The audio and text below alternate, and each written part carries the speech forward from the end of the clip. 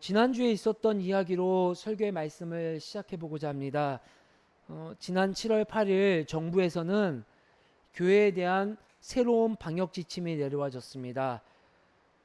7월 10일, 즉 지난주 금요일부터 교회에서 실행되어지는 정기적인 예배들, 예를 들어서 새벽 예배, 수요 예배, 금요 기도회, 혹은 지금 이렇게 저와 여러분들이 함께 드는 주일 예배를 제외하고는 교회에서는 어떠한 소모임도 가지지 말라라는 지침이 내려왔습니다.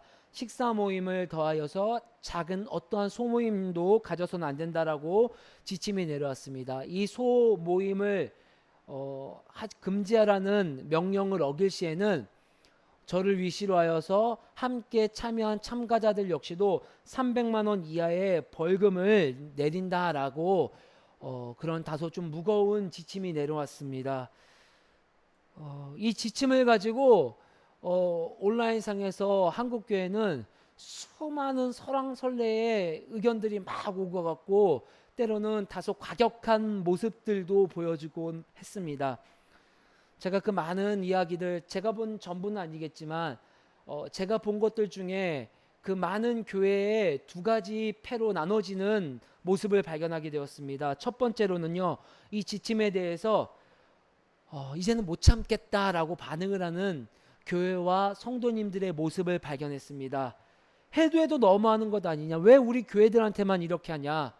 그동안 물론 다소 몇몇 교회들이 실수로 연약한 모습을 보이기도 했지만 수많은 교회들이 잘 방역 지침을 따르지 않았느냐?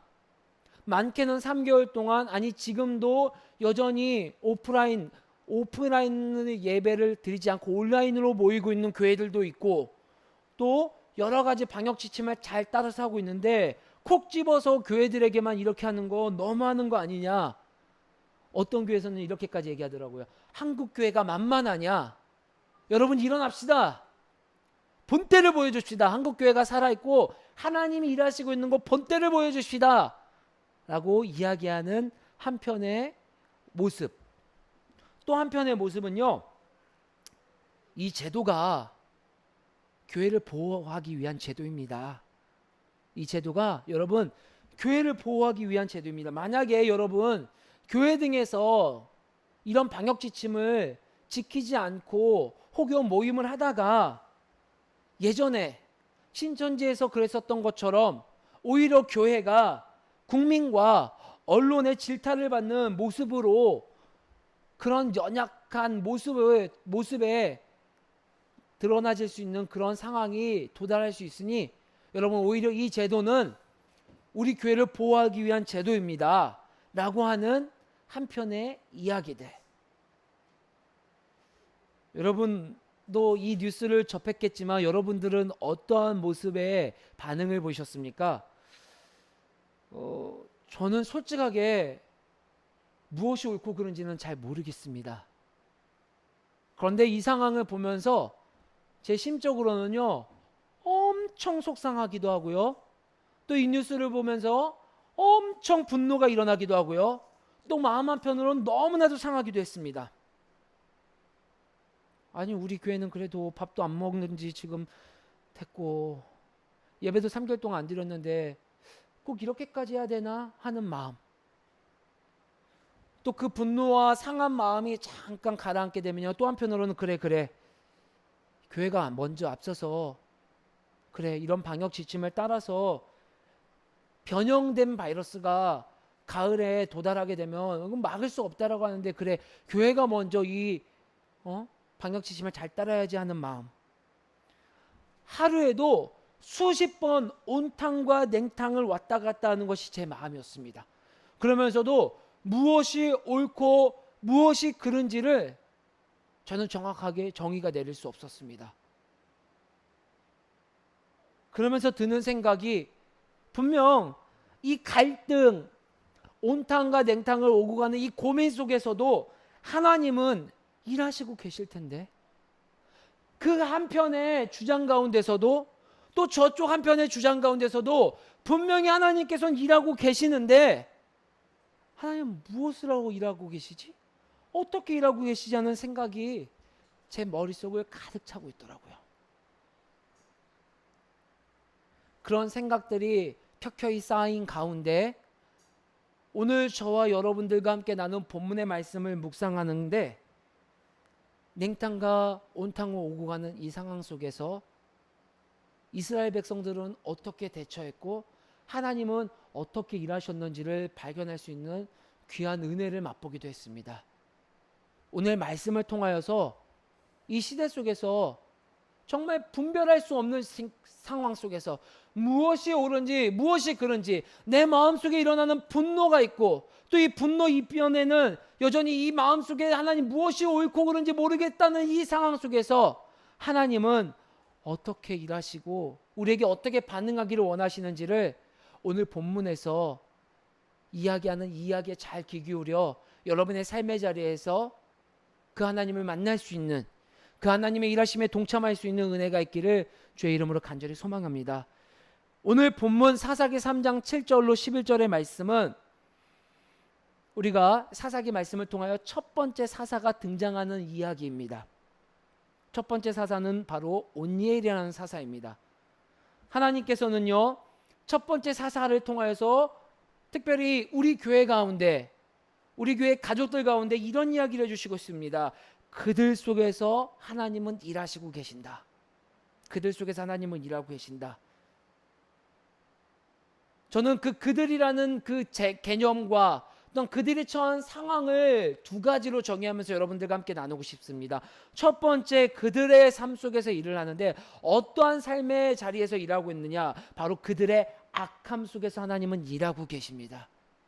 그들 속에서 일하긴 일하는데 그들의 악함 속에서 사사기 3장 7절의 말씀을 함께 읽어볼까요? 시작. 이스라엘 자손이 여호와의 목전에 악을 행하여 자기들의 하나님 여호와를 잊어버리고 바알들과 아세라들을 섬긴지라. 이스라엘의 모습이 나옵니다. 세 가지 문장입니다. 그들은 이스라엘 하나님 앞에서 악했습니다. 그리고 하나님을 잊었습니다.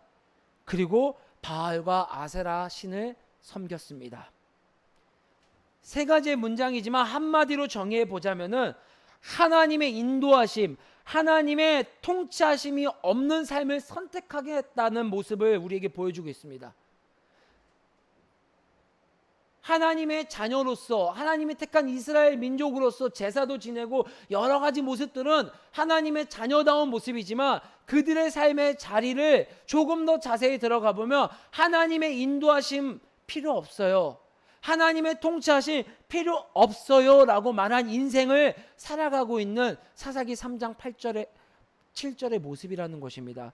요새 어린 친구들이 종종 이런 표현을 쓰는 것을 알 수 있습니다. 조물주 위에 건물주. 조물주는 우리가 흔히 말하는 온 우주를 창조하신 하나님 신을 조물주라고 표현하죠. 그 조물주 위에 건물주가 있다라는 표현을 우리 젊은 친구들 또 많은 사람들이 표현하면서 쓰고 있습니다. 이 이야기는 신앙의 유무를 떠나서 많은 이들이 지금 무엇을 향해 가고 있는지, 무엇이 그들 삶의 기준이 되고 있는지를 보여주고 있습니다. 그들의 꿈에는요, 그들의 소망에는 더 이상 그 기준이 내가 무엇인가를 하고 싶고 내가 무엇인가 정말 간절히 즐거워하고 반가워하고 행복해하고 있는 것이 아니라 그들의 꿈의 기준은 돈, 안정, 평안함, 그것이 그들의 꿈을 대체하고 있음을 성경에서 그들의 꿈을 대체하고 있다라는 것을 그들의 언행과 그들의 삶을 통해 보여주고 있습니다. 참 자유로울 수가 없습니다. 저도 종종 지나가다가 큰 건물을 보면 와, 저 건물 있으면 진짜 좋겠다. 1층에는 누구나 지나가면서 이용할 수 있는 커피숍이 있으면 좋겠고, 와, 2층에는 교육관이 있으면 좋겠고, 3층에는 예배 드릴 수 있는 예배당이었으면 좋겠고, 조금 욕심이 된다면 4층은 좀 사택이나 아니면 4층은 어린아이들이 마음껏 뛰어놀 수 있는 곳이 되면 좋겠고, 옥상에서는 나무들을 심어서 조경이 발달되어서 많은 이들이 쉬어갈 수 있는 그런 곳이 되었으면 좋겠다. 와, 저런 건물 하나면 좋겠다. 집사람이 그런 얘기를 합니다. 와, 꿈도 크다. 어떻게 저렇게 큰 건물을 원하냐? 좀 작은 건물을 원해도 되는데 저렇게 큰 건물을 원하냐? 부끄럽지만 저도 살다 보니까 지나가다 보니까 그러한 모습을 보이게 되더라고요. 하나님을 잊은 인생은 하나님이 아닌 바알과 아세라가 주는 더 먹음직스럽고 더 안락하고 더 편안하고 더 미래가 보장된 탐욕스러운 인생을 선택하고자 애쓰게 됩니다. 하나님은 그런 악한 생각 속에서, 그런 악한 무리들이 판치는 곳에서 일하지 않을 것 같습니다. 또 그렇게 이래서는 안 된다라는 잘못된 그리스도인의 욕심이 때로는 비춰지기도 합니다. 하나님 너무하는 거 아니에요? 아니 예수님 믿지도 않는데 뭐 저렇게 잘 나가요. 와, 예수님 믿지 않는데 저렇게 악한 건물주가 되어서 교회를 내쫓으려고 하고요, 교회 월세를 올려받으려고 하고요, 저 착한 사람들 권리금을 뺏어 먹으려고 하는데 하나님 이거 너무하는 거 아닙니까? 그런데 하나님은 오늘 사사기 말씀을 통하여 그런 악한 자들 속에서도 일하고 계시고 있다는 것을 우리에게 보여주고 있습니다. 8절로 9절의 말씀입니다. 시작. 여호와께서 이스라엘에게 진노하사 그들을 메소보다미아 왕 구산 리사다임의 손에 파셨으므로 이스라엘 자손이 구산 리사다임을 8년 동안 섬겼더니 이스라엘 자손이 여호와께 부르짖음에 아멘. 하나님은 메소보다미아의 왕에게 파는 방식으로 그 악한 자들 속에서 일하고 계십니다. 많은 그리스도인들이 이러한 상황들을 보았을 때 어떻게 생각할까요? 논리적으로 도저히 이해가 가지 않는 상황입니다. 하나님, 지금 이 상황은요, 누가 뻔히 봐도 기름통을 짊어지고 불 속으로 들어가는 상황 아닙니까? 어떠한 희망도, 어떠한 소망도 발견되지 않는 그 상황, 고통과 절망과 낙심만이 예정된 그 상황인데, 하나님, 그런 상황 속에서 하나님께서 일하신다라고요? 여러분, 논리적으로 절대 이해가 되지 않습니다. 내가 가장 싫어하고 내가 이 녀석한테만큼만 무시당하고 싶지 않고 이 사람한테만큼만 잘 보이고 싶은 그 사람한테 가장 낮은 모습을 보이고 낮은 모습을 보여준 것뿐만 아니라 그들에게 8년 동안 종로로 타게 하는 상황, 그 상황 속에서 하나님은 일하시고 있음을 오늘 본문은 우리에게 보여주고 있습니다. 이해가 되지 않습니다. 그런데 하나님은 그렇게 일하십니다. 때로는 그 하나님의 일하심이 너무나도 고통이 수반이 되고 너무나도 억울하고 눈물을 흘리는 그 상황 속에서도 하나님은 눈을 질끔 감고 기다리십니다. 몇 년이 되었건 기다리십니다. 내 사랑하는 자녀가 가장 싫어하는 사람의 손에 노란하고 그 가장 싫어하는 상황 속에서 놓였다 할지라도 하나님은 눈을 질끔 감고 그 악한 사람들, 그 악한 상황 속에서 기다리십니다. 언제까지요? 여러분이 부르짖을 때까지요. 여러분이 기도할 때까지요. 여러분이 하나님 내 속에 개입해 주세요. 내가 내 힘으로는 도저히 안 됩니다. 내 힘으로는요 바알과 아세라 신을 선택할 수밖에 없는 연약함입니다. 나도 모르게 조물주 대신 건물주라는 말에 공감하고 건물 하나 얻고 싶어서 로또 나도 하나 사볼까? 나는 우리 조상들 중에 버려진 땅 없나? 여러분 부끄럽지만 그 사이트 들어와서 전체 주민등록번호, 저희 부모님 주민등록번호를 조회해봤어요. 우리 부모님에게 숨겨진 땅이 없나? 우리 부모에게, 우리 조상에게 숨겨진 땅이 없나?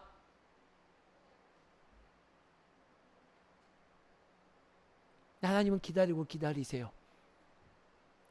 세상의 방법으로 건물을 얻기 위해서 제가 애쓰고 세상의 방법으로 성공하기 위해서 애쓰는 그 방법에서 멈춰서고 이게 아닌가 봐. 하나님이 필요하신 건가? 이렇게 사니까 아니네. 지금 이 상황에서는 하나님이 일하셔야 되는 건가? 내 생각과 내 방법 이걸로 먹힐 것 같았는데, 될 것 같았는데, 하나님은 그 악한 상황 속에서 여러분들이 내가 다시금 하나님을 잊지 않는 그 자리에 돌아오시는 그때까지 기다리십니다. 때로는 그것이 하나님도 너무 괴로워서, 우리 자녀들의 괴롭힘을, 자녀들의 아픔과 고통이 너무 괴로워서 눈을 지금 감는 그 상황이 온다 할지라도 우리를 위하여서 우리가 돌이키는 그 모습 때까지 하나님은 기다리십니다. 그것이 바로 하나님의 일하시는 방법이에요.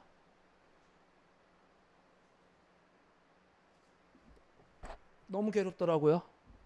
그 일하시는 하나님의 방법이.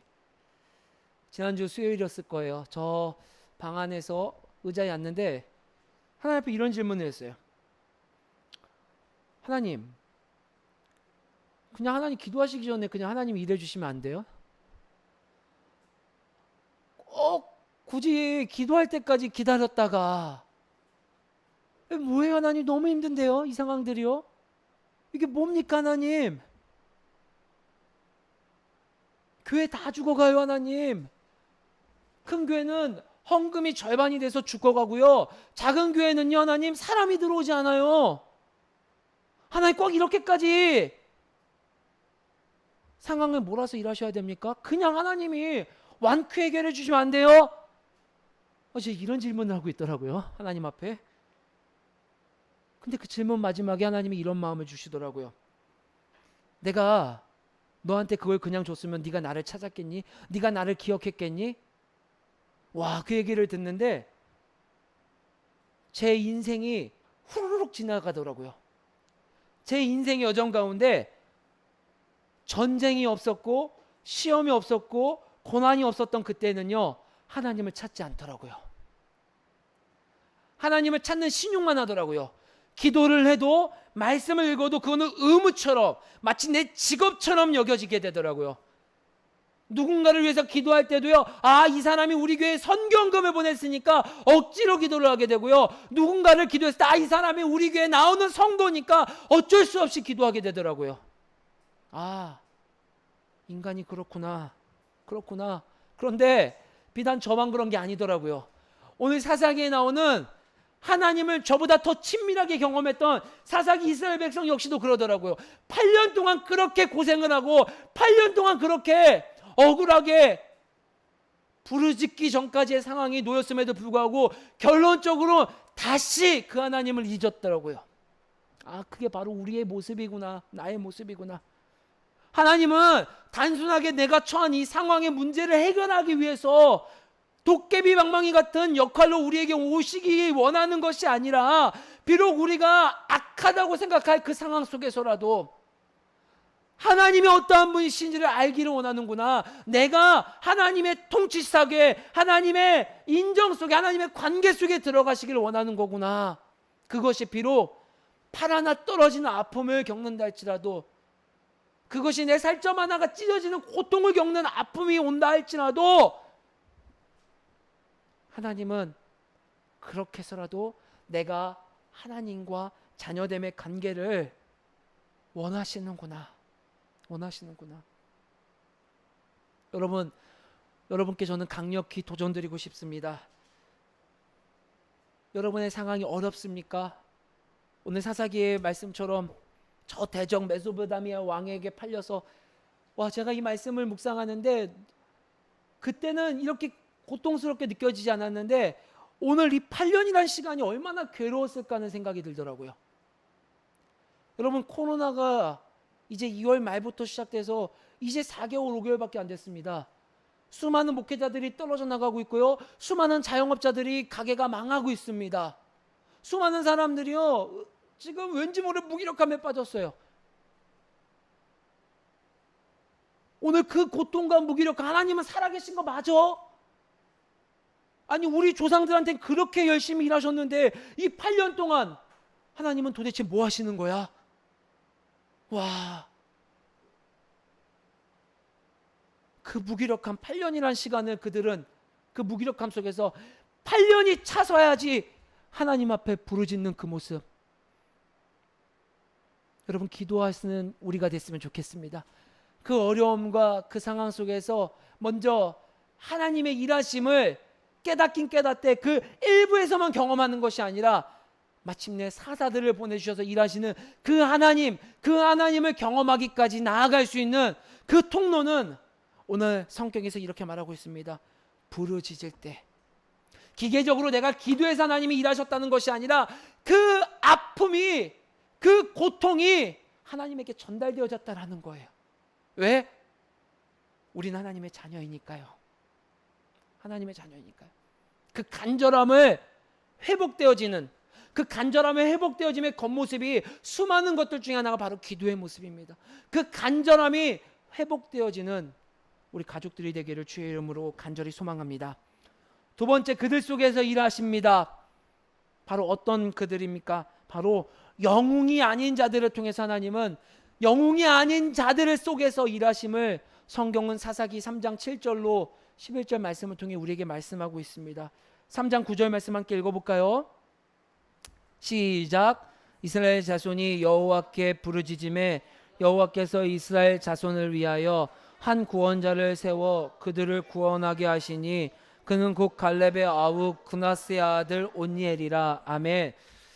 이 말씀을 읽으면서 이런 고민이 생기더라고요. 질문이 생기더라고요. 하나님, 왜 첫 사사가 온니엘이 했어요? 하나님, 왜 수많은 사사들이 있는데 왜 첫 사사가 온니엘이었죠? 그런 고민을 했어요. 그러다가 답을 못 찾았어요. 어떤 성경에도, 어떤 주석에도, 제가 봤었던 주석에도 주석에는 답이 없더라고요. 그러다가 다시 질문을 바꾸게 되었습니다. 왜 갈렙의 아우 그나스의 아들 온니엘이라고 이렇게 표현됐을까? 그러면서 다른 사사들을 찾아봤어요. 다른 사사들을 찾아보는데 유일하게 누구누구의 아들 온니엘, 누구누구의 아들 입다, 누구누구의 아들 기드온 이렇게 표현되어 있는데 오직 사사 2명만 누구누구의 아들이 아니라 누구누구의 손자, 누구누구의 아들 돌라, 그리고 오늘 여기 있는 말씀처럼 갈렙의 아우 그나스의 아들 온니엘, 이렇게 누구누구의 아들을 표현하는 사사는 딱 2명밖에 없더라고요. 그런데 하나님, 왜 유일하게 갈렙의 아우 그나스의 아들 온니엘을 첫 사사 때 그렇게 표현을 했을까요? 그러면서 이 성경을 다시 한번 읽어보면서 여러 책들을 참고하게 되었습니다. 왜 갈렙의 아우를 붙였을까? 그동안 생각해보지 않았습니다. 왜 갈렙의 아우? 갈렙 그가 누구지? 우리는 여러분 갈렙 하면요 청년 갈렙이라고 생각하고, 우와 유다 지파의 갈렙, 우와 12정탐권 중에서 오직 여호수아와 갈렙만이 일한, 우와 정말 멋진 자녀다라고 생각할 수 있을 거예요. 정말 잘 나가는 사람이구나, 야 갈렙 라인만 타면은 이제 앞으로 이제 쭉쭉 나갈구나 생각할 수도 있고, 저는 성경을 그렇게 봤었습니다.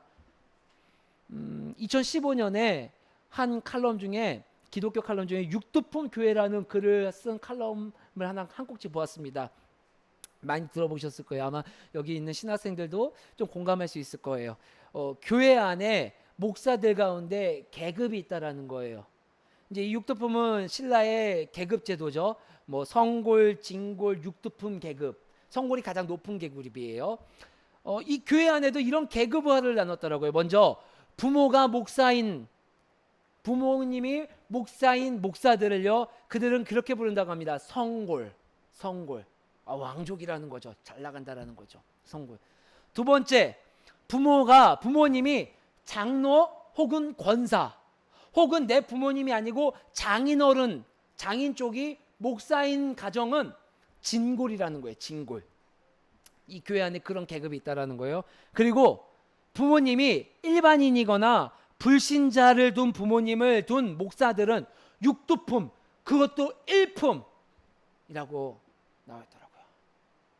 여러분 몇몇 제외하고는 저랑 같은 일품들이에요. 일품들. 계급이 있다라는 거예요. 계급.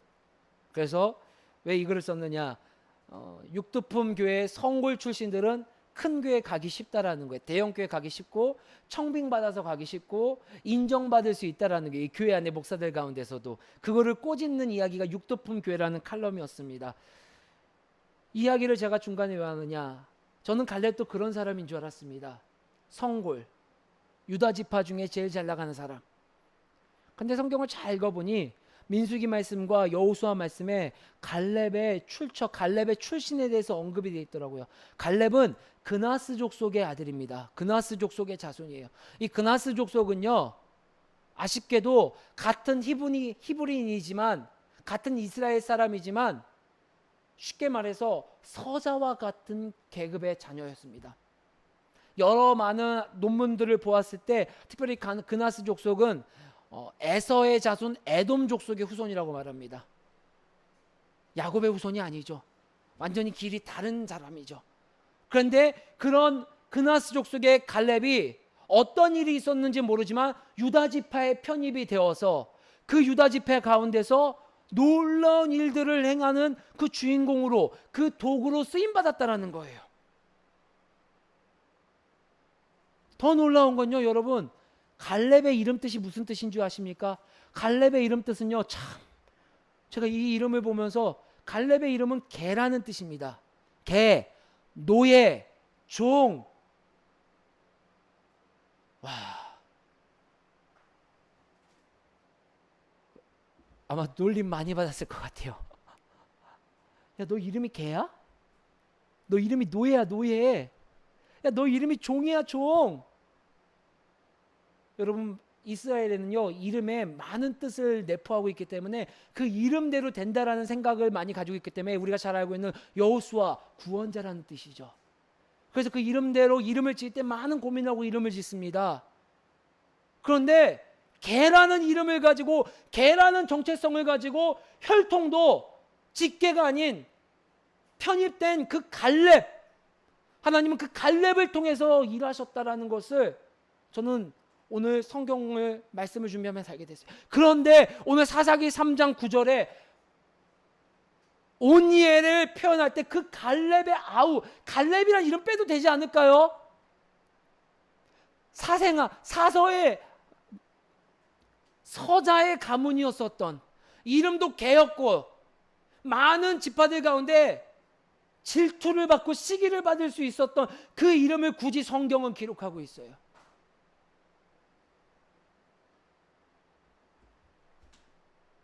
온니엘을 그렇게 표현하고 있어요. 갈렙의 아우, 그나스의 아들, 그나스. 또 그나스, 온니엘의 아버지인 그나스. 아, 그나스, 우리 직계가 아니지, 우리 혈통이 아니지, 피가 안 섞였지, 섞여도 아주 희석된 아주 가짜지, 가짜. 근데 잘 나가네. 쟤 뭐야? 성경은 오늘 온니엘을 그렇게 표현하고 있어요. 갈렙의 아우, 그나스의 아들 온니엘. 하나님은 때로는 영웅들을 들어서도 사용하십니다. 때로는 능력이 출중한 사람들을 들어서도 사용하십니다. 그런데 성경의 이야기의 대부분은 비범하지 않은 자들, 특출나지 않은 자들, 평범함 이상 이하의 자들. 아마 대한민국 목사 평범 이하는 저일 거예요. 학력도 낮아, 능력도 없어, 부모님은 여전히 불신자셔, 가진 돈도 없어. 그런데 하나님은 그런 저를 통해서도, 저보다 더 안 좋은 상황에 놓인 사람들을 통해서도 그들 속에서 일하심을 오늘 사사기 첫 사사를 통해서 말씀해 주고 있는 거예요. 제가 왜 이렇게 얘기할 수 있느냐? 바로 온니엘이라는 이름 뜻이에요. 온니엘의 이름이 무엇입니까? 바로 온니엘의 이름은 여호와만 나의 힘이라는 뜻이에요. 아, 비록 갈렙의 아우, 비록 혈통도 좋지 않고 비록 직계도 아니지만 여호와만 나의 힘이라고 생각하는 자들, 여호와만 나의 능력이시고 여호와가 나를 통해 일하시는 것을 신뢰하는 자들을 통해서 하나님은 일하시구나라고 저는 오늘 본문을 통해서 저와 우리 교회에 말씀해 주신다라는 것을 믿음으로 선포합니다. 여호와만 여러분의 힘입니다. 여러분의 지혜와 능력과 출신과 힘을 하나님은 그걸 통해 일하시는 것이 아니라 여호와만 여러분의 능력으로 일하시고 여호와만 나의 힘이라고 고백하고 믿는 자들을 통해 하나님은 그들 속에서 일하시고 있음을 사사기 말씀을 통해 일하고 있습니다. 그러면 저같이 평범한 자들이 여호와만 나의 힘입니다라고 말하는 자들이 어떻게 그런 통로가 될 수 있을까요? 큰 일이건 작은 일이건 어떻게 하나님의 일하심 가운데 들어갈 수 있을까요? 정정합니다. 하나님이 일하시는 일 가운데 큰 일도 작은 일도 없죠. 어떻게 하나님이 계신 곳, 하나님이 역사하시는 그 일에 내가 협력할 수 있을까요? 사사기 3장 10절 말씀입니다. 같이 읽어볼까요? 시작.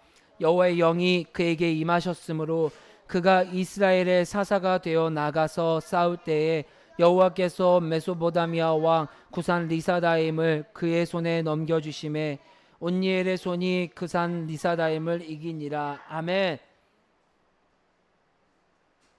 여호와의 영이 그에게 임하셨으므로.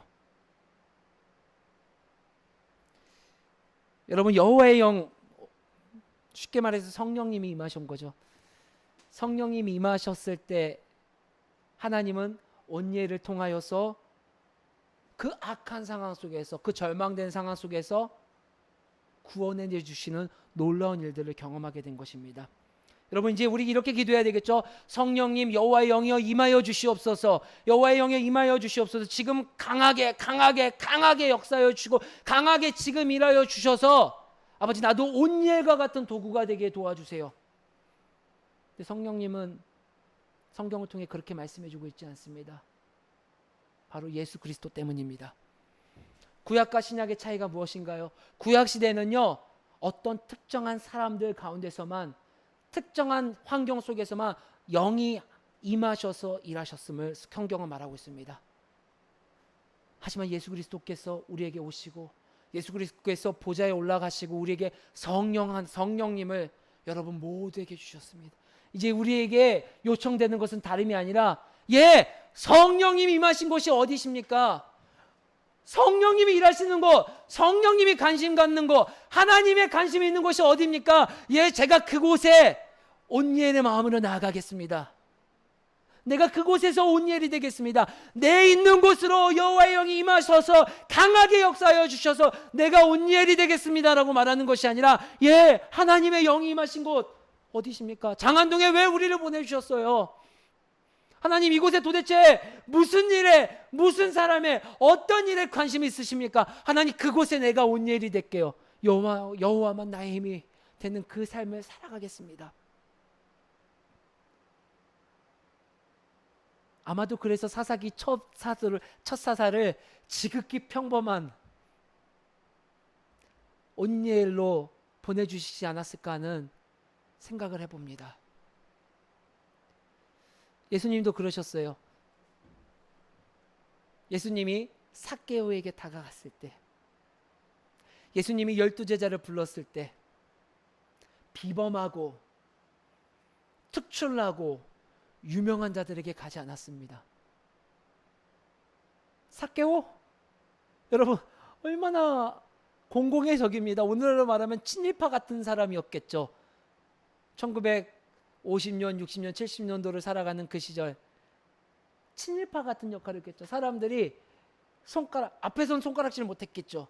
뒤에서 누구 하나 손 내밀어 주지 않고 누구 하나 만나주지 않았었던 그 사람, 예수님은요 그 사람을 통해서 오늘 우리에게 말씀해 주는 거예요. 그때 당시 삭개오가 예수님의 친구가 되었을 때 아무도 몰랐을 거예요. 하지만 수천 년이 지난 오늘 우리는 알고 있습니다. 삭개오를 통하여서 하나님은 우리 같은 평범한 사람에게 먼저 다가와 주시는구나.